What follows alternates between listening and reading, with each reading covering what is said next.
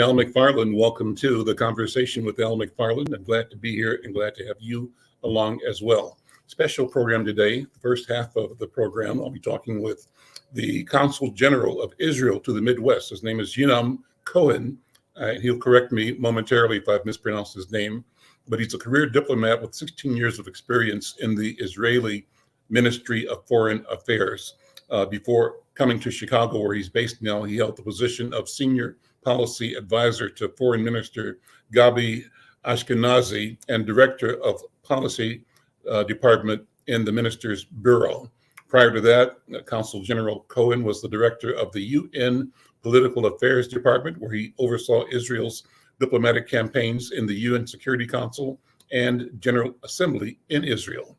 Between 2015 and 2018, he served as Deputy Chief of Mission in the Embassy of Israel in Madrid, Spain. There he led the diplomatic dialogue with the Spanish government and outreach to Spain's parliament and political parties. Previously, he has served as spokesperson and press attaché at the Embassy of Israel in Berlin, Germany, and as Deputy Chief of Mission in Bogota, Colombia. From 2012 to 2015, he was a diplomatic advisor to 3 consecutive Director Generals of the Ministry of Foreign Affairs. Prior to his diplomatic career, he worked as a strategic consultant at Sheldor Limited. He holds an MBA cum laude as well as a Bachelor of Science in Computer Science, both from the Hebrew University in Jerusalem. He likes exploring new food, new cuisines, tries to balance the intake of calories with daily jogging. He speaks English, Hebrew, Spanish, and German. Born in Jerusalem in '76, he's married to Ayelet. They have 3 children. I'm so pleased to meet you, and thank you, Yinam. Tell me if I'm pronouncing your name properly. Correct me if I'm wrong. You did a great job. It's a pleasure to be with you. Thank you. Well, such a great resume. Well, the whole world is looking at what's happening in Israel and Gaza, and we want to jump right in. And my goal as a journalist and communicator is to speak directly to the source. And I'm pleased that you at the Consul have reached out and agreed to connect. And I want to start with having you give background from the point of view of the Israeli government and the Israeli people of the conflict that we're witnessing every day in Gaza. So let me start with that. Yes, thank you. And again, thank you for having me. It means a lot to me. Everything started 2 months ago on October 7th, when 3,000 Hamas terrorists intruded Israel, stormed more than 30 communities and a music festival, massacring 1,200 people, the biggest killing, the biggest massacre of Jews since the Holocaust. 1,200 people. We're talking about women that have been, raped and then killed in front of their children, parents who have been killed in front of their children, babies who have been set on fire and killed, siblings who have been tied behind their back to each other and then set on fire while still alive and killed. This is barbarism that we haven't seen in modern history, I would say. And it's not me who says that. We're listening to many journalists who have been exposed to I don't know if you heard about the famous video that documents 47 minutes, some of the atrocities that happened on this day. What they're saying is that they have never seen such a thing before, not even when they covered what ISIS did in Syria and Iraq. So this is barbarism that we've never seen before. In addition to that, more than 240 people were abducted from Israel by Hamas terrorists and were held hostage in the Gaza Strip in underground tunnels. We're talking about more than 30 kids, a lot of elderly people, women. Many of them were non-Israelis from more than 30 nationalities. So more than 100 of them were already released, but we're still having more than 130 hostages being held right now in the Gaza Strip. And this is basically what we're fighting for. And this is why Israel decided to go on an operation, a military operation, to eradicate the leadership of Hamas and the infrastructure of Hamas, to make sure that they won't be able to perpetrate again what they did on October 7th. And, we listen very carefully to what they have to say, what Hamas leadership have to say. And they say it very publicly, openly, on TV stations, recently last week, that if they have the capability, they will do it over and over again. So it's our obligation to make sure that our country is safe, that our people are safe, and this is what we're doing in Gaza right now. You use the term eradicate Hamas. Is that possible? Is it doable? And from the distance, from a layman's point of view, my perception, perhaps ill-informed, is that the idea of Hamas is really broadly based in the people of Palestine. Am I incorrect? And if I am incorrect, then is it possible to eradicate Hamas without eradicating all of the Palestinian people? Oh my God, no, we're not in war against the Palestinians. We're in war against the terrorists. As much as the United States was at war against ISIS and succeeded, we're going to succeed eradicating Hamas. Now, your question is very correct, and I want to take it very seriously and try to answer that. What we're doing right now as a first stage is eradicating the terrorist capabilities of Hamas, the terrorist infrastructure, and the terrorist leadership. You're also correct that I would say some of the ideas that Hamas promotes about killing Jews, about eradicating the Jewish states, are well established and well embedded among many of the Palestinians. Not all of them, of course, but I would say an important part of the Palestinian people. So I think, and that is very important, that the second stage that would last not months but years would be after the war, would be to with the support of many of our Arab neighbors who support Israel and who have peace with Israel, with the support of the United States, maybe NATO, the European Union, is to make sure that there is a new governing body in the Gaza Strip, a new government that promotes peace, that promotes democracy, that promotes freedom. And what we need to do is to eradicate the ideas, to uproot the ideas of hatred, of racism, of anti-Semitism against Jews and against the Israelis. Let's And take a that minute. we'll be able to do that only through education, of course. Let's take a minute and go back and sort of put things in context. Take a second, if you would, or a few minutes to talk about Israel 101, I'll call it. Talk about the historical context, the historical relationship between Jews and Arabs, the Jews and Muslims in that region, in Palestine and in Israel. So give the long view. This conflict didn't start in 48 even, I don't think. But you tell me, what's the long picture?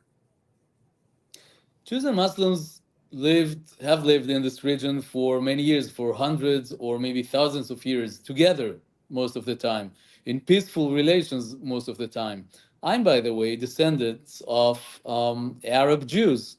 My grandparents were members of Jewish communities in Arab countries. Some of the communities have been there for thousands of years. The four of them have arrived to Israel in the 1930s as teenagers because they wanted to establish their homes in Israel. One grandparent arrived from Egypt, another one arrived from Iraq, two others arrived from Yemen. So yes, they spoke Arabic, they lived, the culture, they knew the culture, they had Arab neighbors. It was never an issue. I think the major issue started in 1947 when the United Nations adopted the Resolution 181, the partition resolution that called for the establishment of two states in the Holy Land, of a Jewish state and of an Arab state. I think this resolution meant a lot of concessions to both national movements, both to the Jewish national movement and to the Arab national movement, because I would say both nations, both national movements wanted the whole territory for themselves. But what happened is that the Jewish national movement accepted the partition resolution, and the Arabs, unfortunately, rejected that. And not only did they reject that, they said, we want the whole territory for ourselves. We are not agreeing to the partition of the land for Jews and Arabs. But not only that, but also they started a war. Not only the Palestinian Arabs, but also 7 Arab countries waged war against, the newly established state of Israel in 1948. And that's where I would say the political conflict really started. And unfortunately, we've been living under this conflict for 75 years now. So let's talk about the humanitarian crisis in Israel. How do you see your government and the people of Israel responding to both the questions, the calls for more and more humanitarian assistance in the conflict? So if let's address the humanitarian crisis in Israel. So what happened is that after October 7th, 30 Israeli communities have been destroyed, totally destroyed. More than a quarter of million of Israelis have been displaced from their homes, both in the south part of the country and the northern part of the country, and they're living, in temporary housing. It raises a lot of humanitarian issues because they don't have access to proper housing. And To that information isn't as widely circulated. So you're saying that thousands of Israelis are displaced because of the 250,000, and that's the official numbers. I okay. have every reason to believe that the actual numbers are much higher, but let's stick to the official numbers. We're talking about 250,000 Israelis, a quarter of a million of Israelis who have been displaced from their homes because of the recent conflict.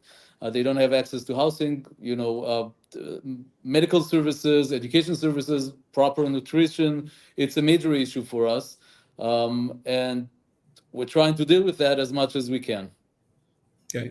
And when I said talk about the humanitarian, I was thinking about what's happening with the Palestinian people, and I had not focused on the likelihood or possibility of there being a crisis in Israel itself. So, what does that mean? What does my understanding that I've revealed tell you about how the world understands what's going on? That's very interesting. That's a very and this is part of my frustration because while there's definitely, I understand the humanitarian issue in Gaza, I can definitely refer to that.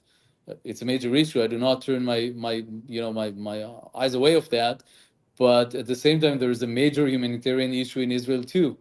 Unfortunately, as as you very honestly confessed, this is not something you were aware of. This is not something that you usually see on the media here, and this is a source of a lot of frustration to me because I feel that in some cases the coverage is, I would say, is a way in a way one-sided. There's a lot of coverage to the Palestinian suffering, and there's a lot of Palestinian suffering. I do not deny that, but at the same time, there's a lot of suffering in Israel, and unfortunately, that gets less, I would say, coverage or attention. You mentioned that 100 of the hostages have been released, but there remain more than 100 still Right. in captivity. What's the status of that? What happened? Why did the talks break down and the exchanges end after 7 days of a ceasefire? Right. We had an agreement that was brokered by some of our neighbors, Egypt, Qatar, and also with a lot of help of the American administration that established in the beginning 4 days of pause of the war in return to the release of 50 hostages, and then the agreement was that for every additional 10 hostages that would be released by Hamas, Israel would pause the military operation, for one additional day. So altogether, we had 7 days of pause in the war. And then Hamas decided, and that's, I'm citing President Biden, the American administration. It's not my call. Hamas decided not to prolong that, not to release more hostages. And as President Biden said, the understanding is that they did not want to release more Israeli women who are in captivity in Gaza right now because they didn't want the world to hear the story about what happened to them Mhm. while they were in captivity. And one could only imagine what these words mean. I can share with you that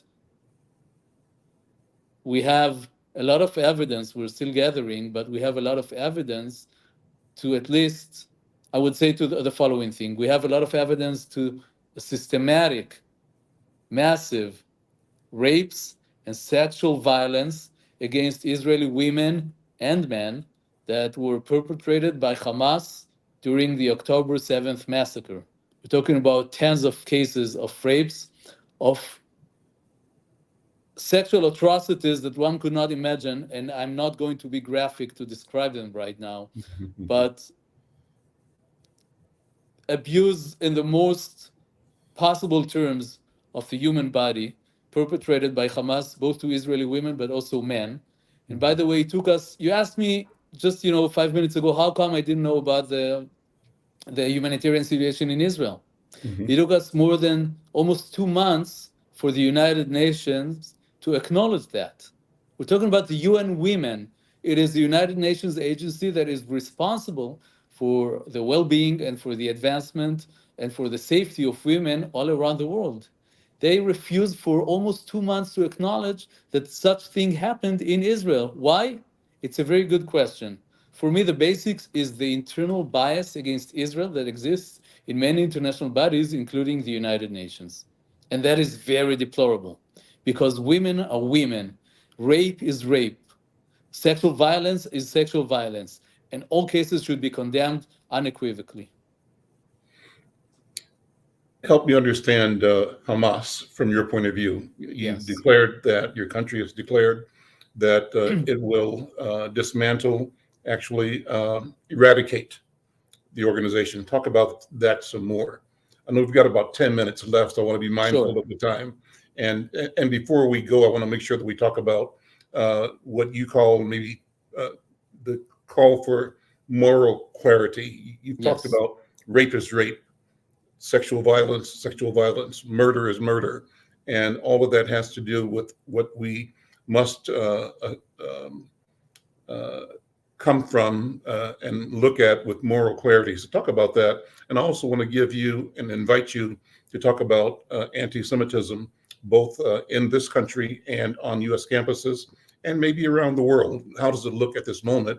And where do we go as a human family to figure out how we all can co-create futures that protect and sustain life for every human being? Absolutely, thank But you. So talk about Hamas, Hamas let's start first. with your question about Hamas, because Mhm. Hamas is the name is an acronym in Arabic of Harakat al-Muqawama al-Islamiyya, the Islamic movement of resistance. It was based on the Islamic Brotherhood, that is a movement that goes all across the Arab world, also in Israel. In Israel, they have a political party that is represented in our parliament, in the Knesset. They were also in the previous government, they were part of the government, of the ruling government. Basically, Israel is the only country in the region where the Islamic Brotherhood has political representation in the government, in the coalition. They are they're illegal in some Arab country, and in Israel, the Jewish democratic country, they have a political representation and took part in the government, just to add to the complexity and to the diversity of Israel. But in the Gaza Strip and in the West Bank, since the late 80s, they took more a form of a terror organization that is dedicated to, as their covenants say, officially say, to the killing of Jews and to eradicate the state of Israel. And this is what they've been trying to do through two intifadas, when they blew up buses and restaurants, as you remember, in the early 2000s.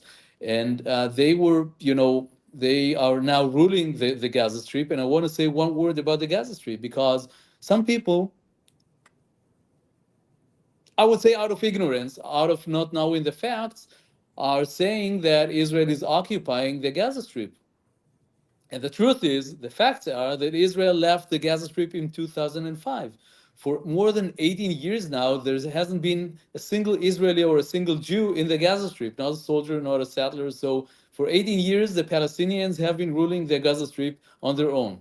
We were hoping when we left the Gaza Strip that the Palestinians be able to build an independent, prosper, free society. Unfortunately, what happened is that Hamas took over the Gaza Strip, and Hamas have been ruling the Gaza Strip for the past 17 years. And this is exactly where violence from the Gaza Strip towards Israel started. Okay, as you remember, from 2008, a year after they took over the Gaza Strip, they started shooting rockets and missiles towards Israeli civil population. And this is why we all remember that every year or every other year, there is another violent round with the Gaza Strip. But what happened now on October 7th is unprecedented, but because not only did they shoot thousands of missiles towards Israeli population, but they also invaded Israel, Israeli territory, Israeli civil communities, leading to the massacre of 1,200 people. And right now, what we're doing in the Gaza Strip is that we're doing not only an air operation, but a ground operation. By the way, it comes with a very high price for Israel. For us, the easiest thing to do would just bomb Hamas from the air. But we understand that bombing from the air would come with a very high price to the civil population. So we're entering a lot of, military forces, ground forces to the Gaza Strip to do as much as we can. This is war. War is a horrible thing. Unfortunately, in war also civilians are getting killed. It is horrible. Every civilian, every child, every mother, every father that is getting killed, it is a devastating situation. But we're fighting Hamas and we're going after Hamas because what they did in the Gaza Strip is that they built the largest underground infrastructure in the world. We're talking about more than 500 kilometers. That's 300 miles of underground tunnels. Hamas militants are hiding in the underground tunnels while they're using the civilians on ground in hospitals, in schools, in residential buildings as human shields. They're hiding behind their civilians. And what we're trying to do is direct as much as we can the Hamas operatives, kill them, eradicate them. Yes, because they're terrorists. We want to make sure that in a matter of weeks or months, the vast majority of Hamas infrastructure and terrorists will not be able to operate anymore. Okay, and then the Gazans, the civilians in Gaza, and we hear more and more Gazans speaking openly and freely, and they have a lot of threats from Hamas, but they're speaking freely about their need to be released from Hamas, to live independently without Hamas, to live freely, and this is what we're trying to achieve. We are very much aware to the humanitarian cost in the Gaza Strip.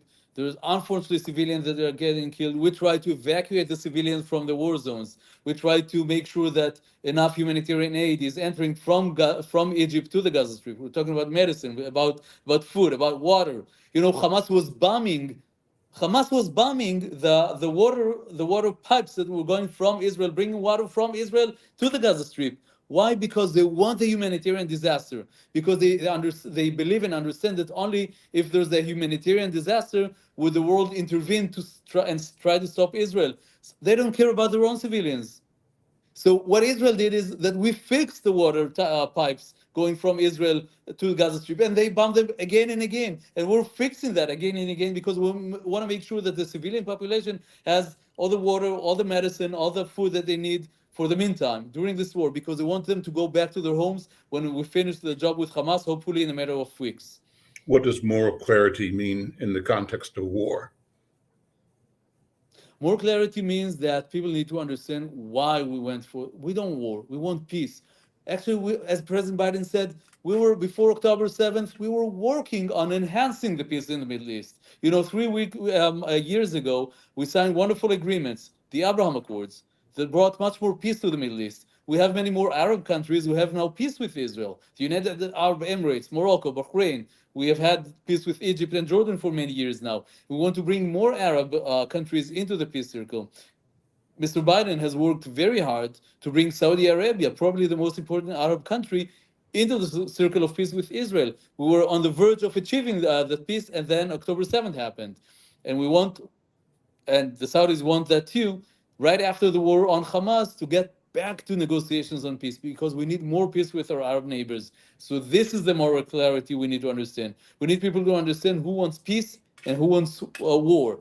We need people to understand that we try to be very clear about our goals. We fight against Hamas. We want to eradicate Hamas, and we want to bring the hostages back home. At the same time, we want to have peace with the Palestinian people, because they are neighbors. We have no other option but having peace with them. And this is I would say, our strategic goal. Is there a faction within the Israeli population or power dynamic that prefers war, that is seeking war against the Palestinians for whatever reason? I don't think so. There's definitely a conflict that has been going on for 75 years now. There's a territorial dispute with the Palestinians. This is why we engage in multiple peace negotiations with the Palestinians under President Clinton, under President Obama, President Biden has served as vice president. He was very much involved in that. Under President Bush, by the way. Each time, we were, and I refer you to President Clinton. He just again reaffirmed that just, a few weeks ago. Each time we were on the verge of achieving peace, with huge concessions from Israel. Israel agreed that the whole West Bank and the Gaza Strip, basically 99% with more land swaps, will be the independent Palestinian state. And we were on the verge of achieving that. They always refused. Why? I don't have good answers. But this is what President Clinton says. This is what President Bush says. This is what President Biden said. So we have to understand why the Palestinians have consistently refused to making peace with Israel, even when they had the chance to establish an independent Palestinian state on all the territories of the West Bank and the Gaza Strip. In our last 2 minutes, talk about your assessment of the increase of anti-Semitism, both in the U.S. in general and on U.S. campuses. What's going on, and what do you want to happen to mitigate and to eliminate? This is my biggest concern. The rise of anti-Semitism is tremendous. The numbers are really scary. We see the rise in anti-Semitic incidents here in America, as you mentioned, on university campuses, but also on the streets, has risen since October 17, 300% and maybe more than that. It is very scary. Why it is happening? Because what I feel right now is that a lot of people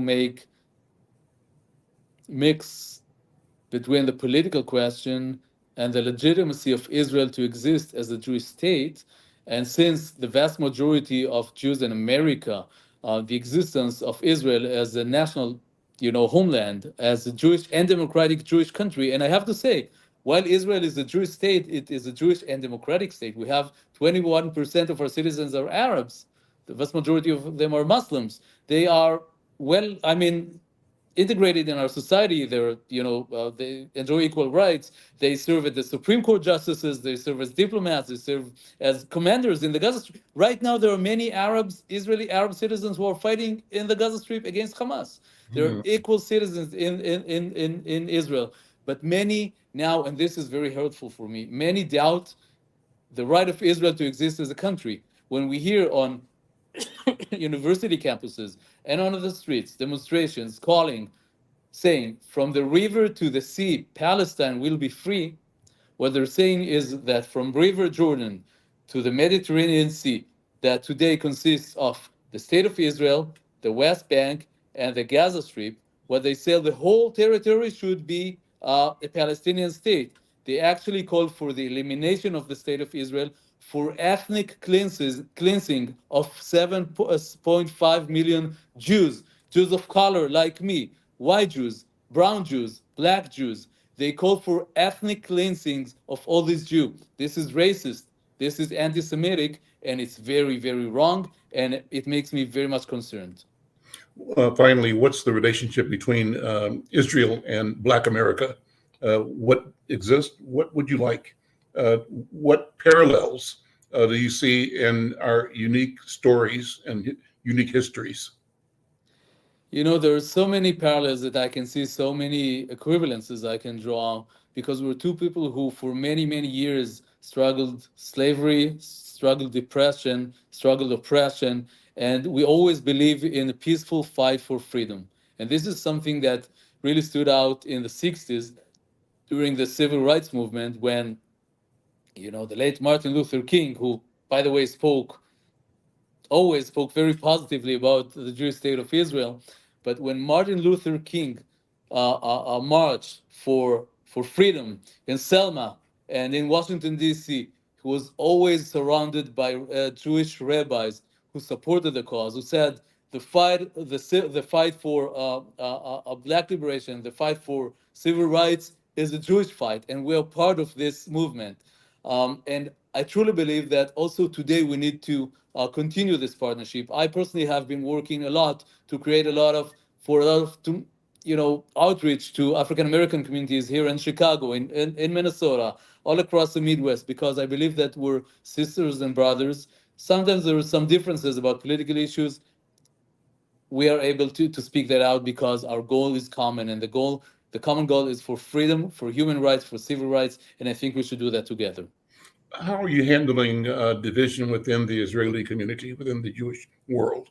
Because there are rabbis that are considered progressives who have also decried the Israeli response to the October 7th, and they are calling for Israel to restrain or to discontinue its movement in Gaza. How does that dialogue play out within the Israeli and Jewish community? I respect every voice, and I respect, and I think it's beneficial that I would say the diversity of opinion also among the Jewish community. This is something that's important. It makes us stronger. I have to say at the same time that the vast majority of the members of the Jewish community stand very, very strongly with Israel. With Israel needs to defend itself, with Israel war on Hamas, and with Israel, struggle to have to maintain the diversity that we have today in our country. Diversity of Jews of all colors, the diversity of religions that we have, diversity of ethnicities that we have in our country. This is something that I think that unite the vast majority of Jews in America and in Israel, by the way. Consul General Yinam Cohen, thank you so very much for visiting with me and for sharing the information, the point of view, the analysis, the background. And I'm hoping, as I said in the beginning, that this is step one in a series of ongoing conversations. I want my viewers to know that our intention is to reach out to people with different points of view. And our objective is simply more information, not less.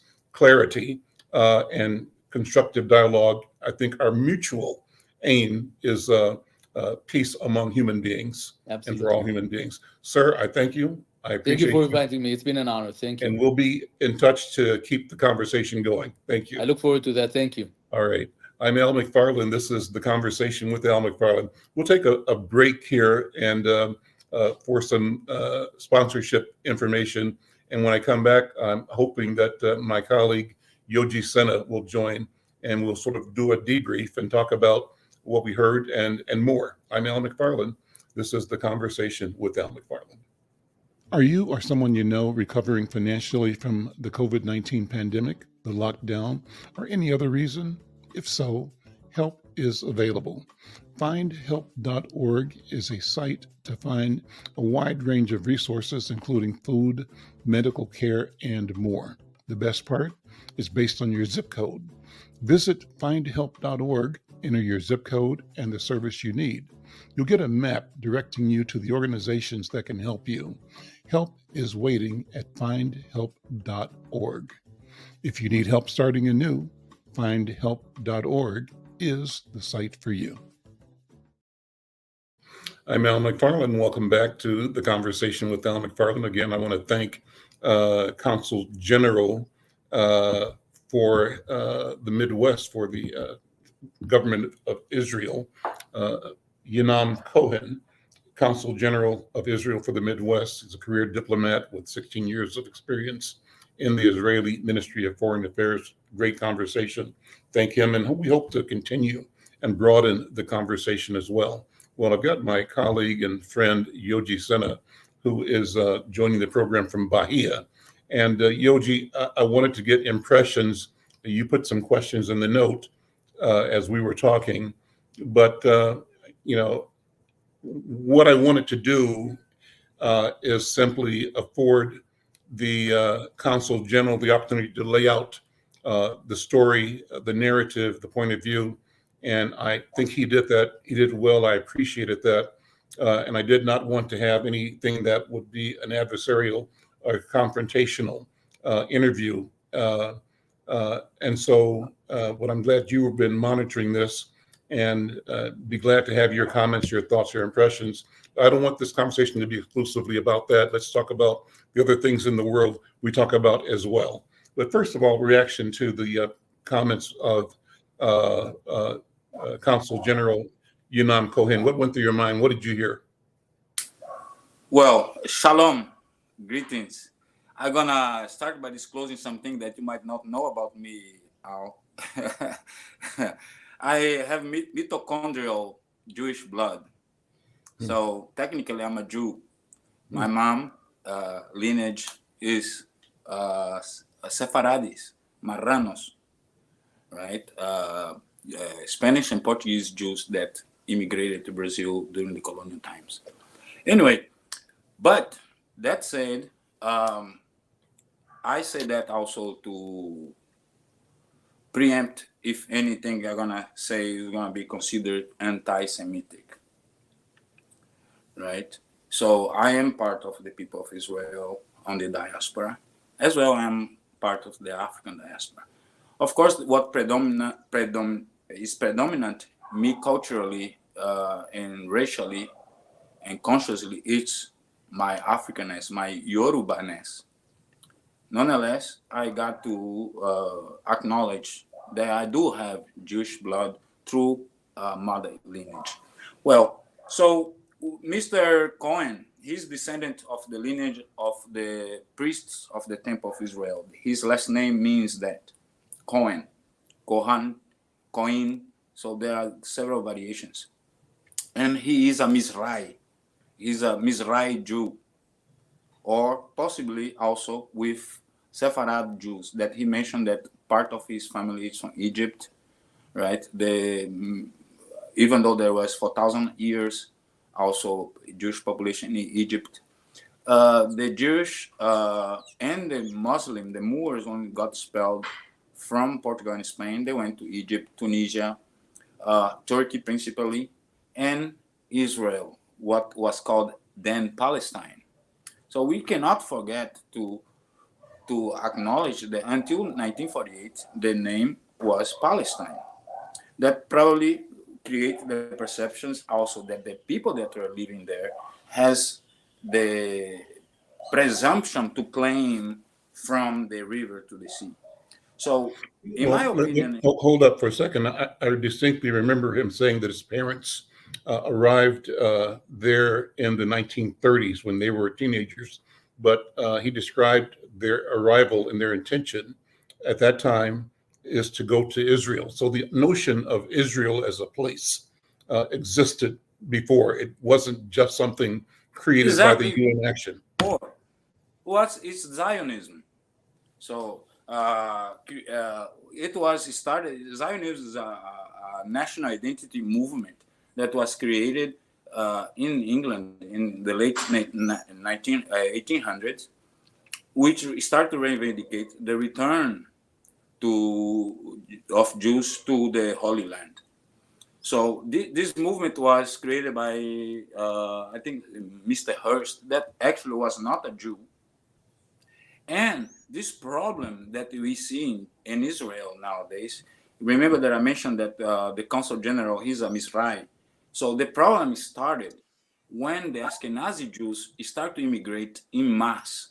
First, during the disintegration of the Ottoman Empire, those Jews that were in the Balkans and in Turkey, and then the upheaval times of First and Second World War, that the Europeans, the Ashkenazi Jews, move in mass to Israel. And they, in my opinion, you made a very interesting parallelism between the history of Black Americans and what's going on there, and I think there was an attempt to equate our suffering with theirs.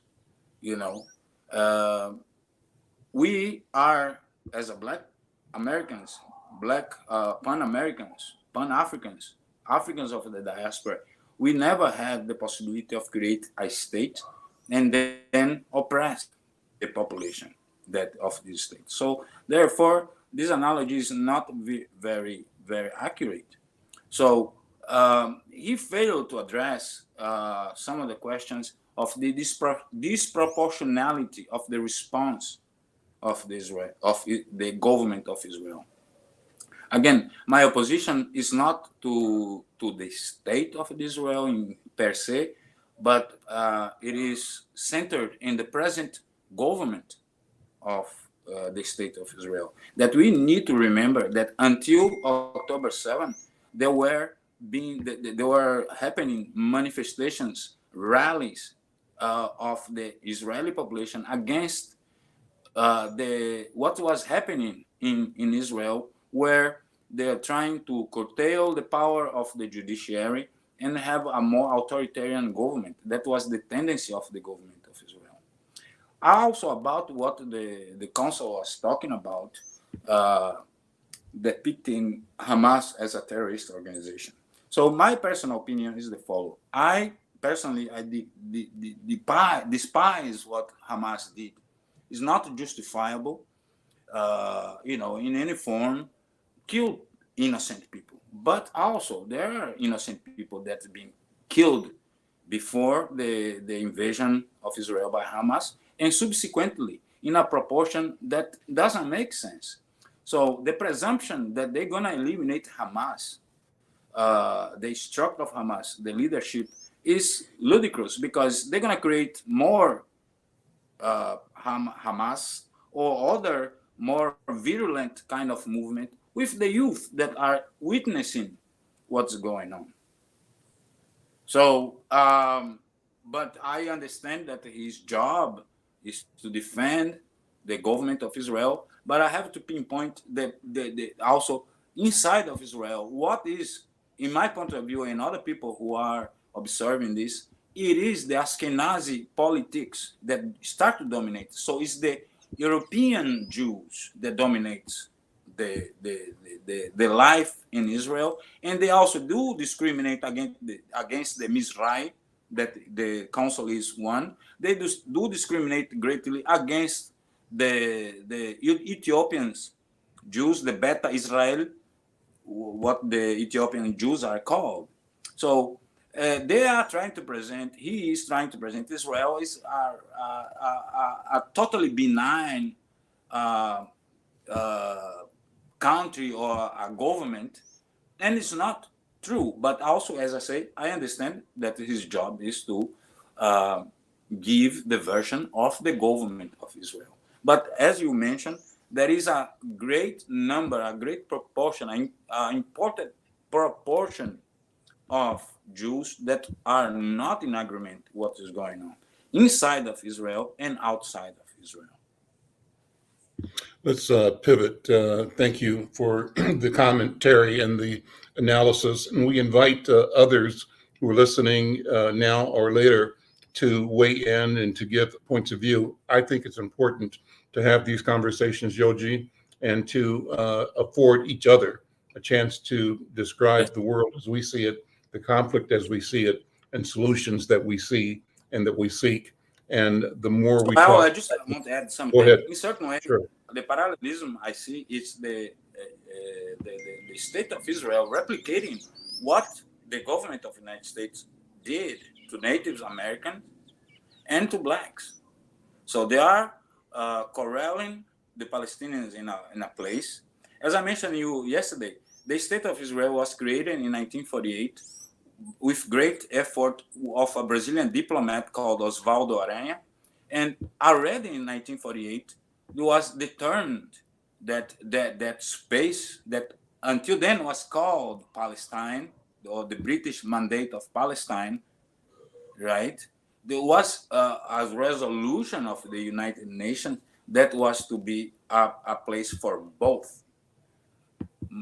I understand that at the time the parts didn't want to live together. Those people, they are already feeling themselves to be natives, and this great influx of European Jews that change everything. So it's again a form of European colonialism, in this case with a Jewish flavor instead of a Christian flavor as it was in the Americas.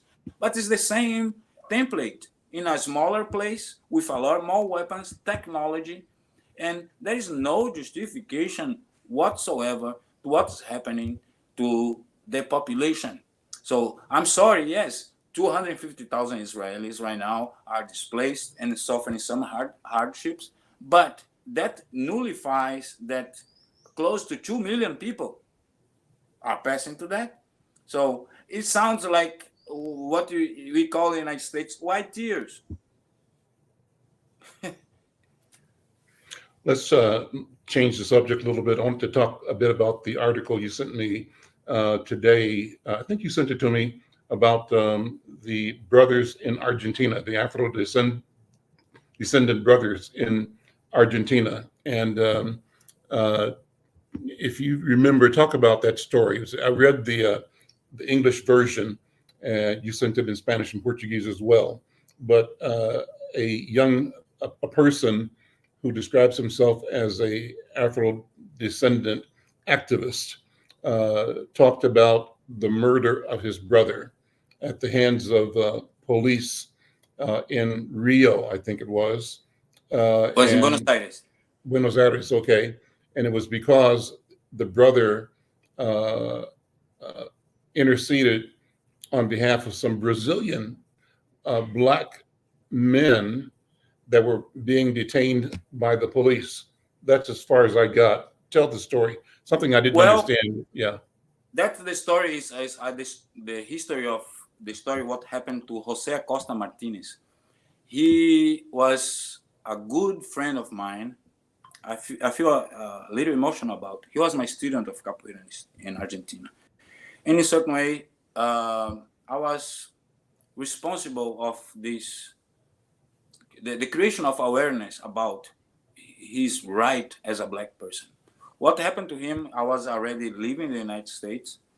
He was, along with me, one of the founders of Movimiento Negro de Argentina.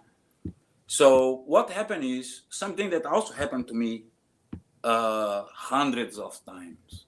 So I lived in Argentina for 11 years, and in this time of 11 years, I slept in a police station at least 200 times for the simple reasons that walking on the street, any policeman would approach me and ask my ID and take me to the endless justification, the probable cause, and I was suspicious for being Black. And I would sleep. They have the prerogative of detaining me for 48 hours to averiguate my antecedents, my records, if I have records or if you was wanted. In my case, it happened that I would call to the consulate, a Brazilian consulate, to come pick me up. Until many days, the consul one day asked the commissary, how come you bring him every day under the guise of checking his record? So you haven't checked his record yet. Every day you bring him, and how come something new happened and he's walking free, and the justification that you are bringing him because he might be a suspect.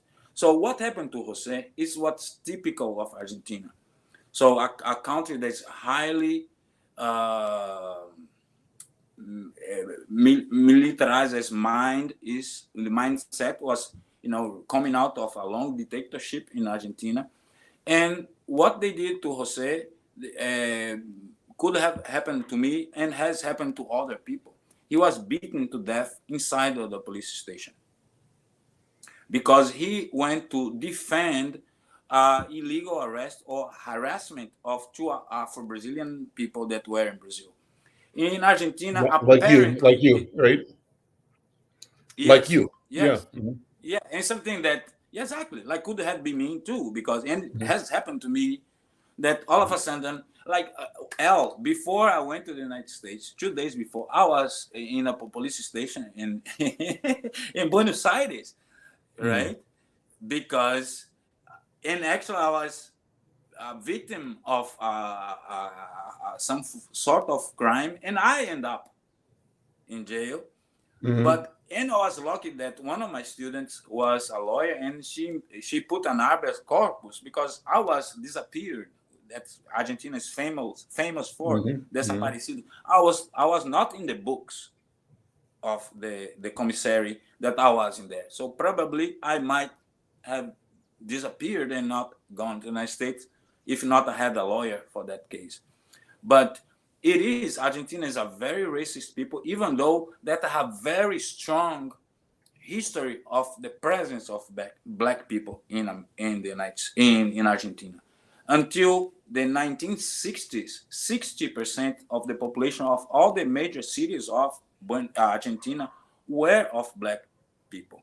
That's amazing. And so there's been a conscious attempt to erase the idea. No, conscious, no, a legal attempt to erase it. Like Mhm. Brazil did too, but because Brazil, the population was bigger, but it was similar in kind of the same time that started people move from Europe to Israel. The Brazilian and the Argentinian government, more than the others, incentivized the immigration. They were applying quotas of immigration of Europe, offering lands, grants, and everything to whiten the population. In Argentina, they were more successful because also the black population were the males, black males were the infantry of the Argentinian army during the triple war. There was a war that was between Brazil, Uruguay, and Argentina together against Paraguay.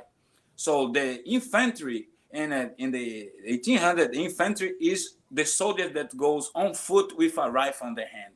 Is the one that are killed first, right? And then comes the cavalry, right? So, and that is the reason there was a great incentive of miscegenation, right? And was a policy of annihilation of the black male population.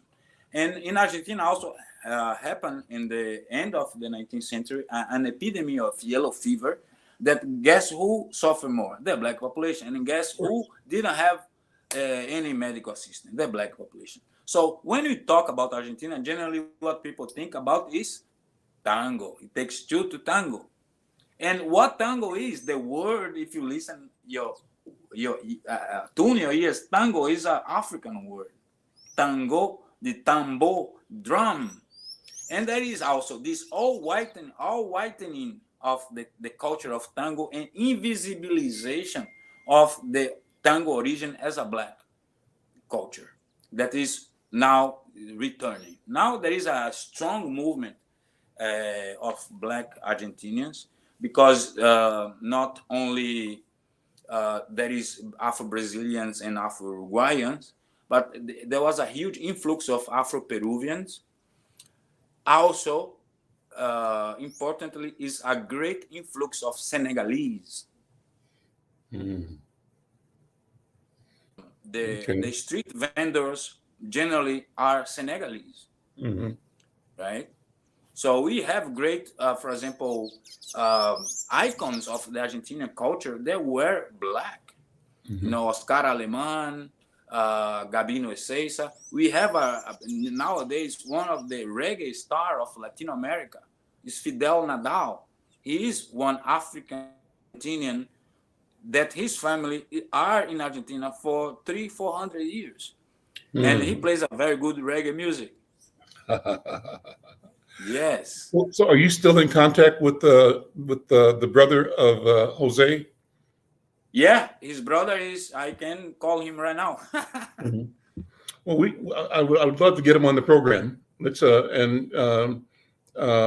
talk about the stories. I think the story is worth telling. You know, one thing in the story that I saw that I didn't understand that I'll ask you about. There was. Here's one paragraph. It says, in December 2000, I participated as an Afro-descendant activist as director of SOS Racismo Argentina, COF AVI, which is Commission of Relatives of Innocent Victims, in the Citizens Conference of the Americas pre-Durban Third World Summit Against Racism, Discrimination, Xenophobia, and other related forms of intolerance, organized by the UN in Santiago de Chile. And I prepared a note. His note said, in quotes, in Argentina, for acts of structural systemic racism and institutional racism and police violence, an Afro-descendant activist, Jose Delfin Acosta Martinez, his brother, was arrested for coming out in defense of two young Afro-Brazilians who were arrested for the color of their skin. Now, here's the part that I'm not clear about if it's a mistake or not. It says, and they killed several policemen with kicks and sticks inside a police station. Then it goes on. The police killed several policemen, killed Jose with kicks and batons. So that they killed him. That's what that means. Yeah, he was killed inside the police station. He was Okay, taken. so They forgot about the Afro-Brazilian they were harassing, and took mhm. Jose to the police station, and there they violated him. They killed him. So the English translation is not clear, and that's what I was going to Yeah, ask you I about need that. to But this is revise good. that. So it reads as if the Afro-Brazilians or somebody went into the station and killed several policemen. What it means, though, is that several Yeah, policemen killed him, Acosta. yeah. Okay, Yeah. got it. Well, so what's the status of that whole case? Well, the status The is article that says that they kept escalating it to United Nations because the country kept ignoring this particular case in the same way it ignored the existence of Black people. So the erasure of the idea of Black people in Argentina is consistent with the evasion or the erasure of the record of the murder of one particular Black man, that those are one and the same policy and practice in Argentina, which is against the humanity of Black people, Afrodescendientes. That's what I take from this. Does that sound right?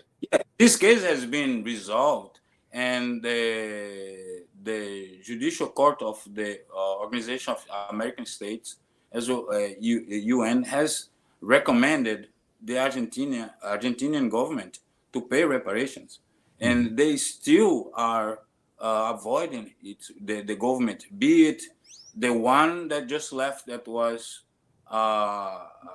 progressive government, and the prior one that was run by Macri, that was a center right person. So the Argentinian government is been ignoring the resolutions given by the international bodies, recommending, or because right, those bodies cannot mandate, uh, and has been proven in court the guilty of the states, and the state of the Argentinian state is still dodging. Yoji, this has been a good conversation. Thank you. Let's do this. Let's get the brother Yes. just to tell the story. I think it'll be a great conversation. And I think important, as you've mentioned, there isn't a lot of knowledge about the presence of African people in Uruguay, in Paraguay, in Chile, and certainly in Argentina.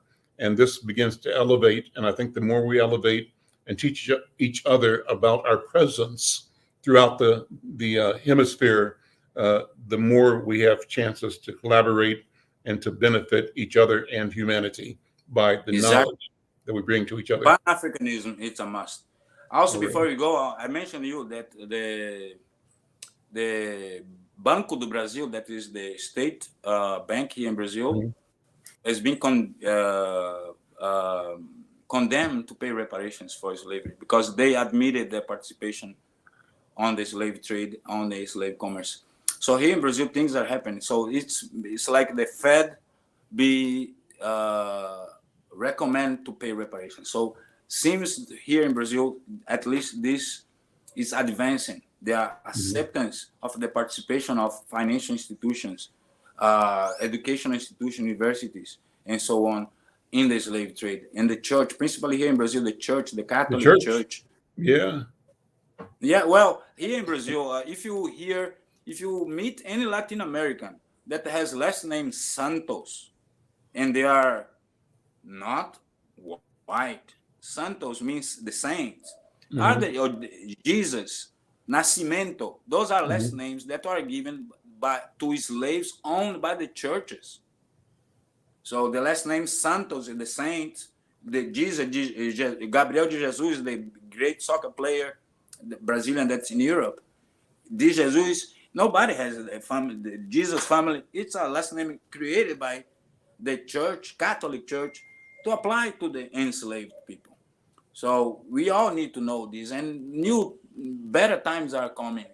As like Dr. Yimar said yesterday, at least here it seems that part of the society is in a honeymoon with Black culture, right? Mm. And we are in a positive evidence everywhere, even though I cannot forget to mention that the rate of assassinations of black youth by the police here in Brazil, the rate is staggering. If that was in the United States, probably something would have happened.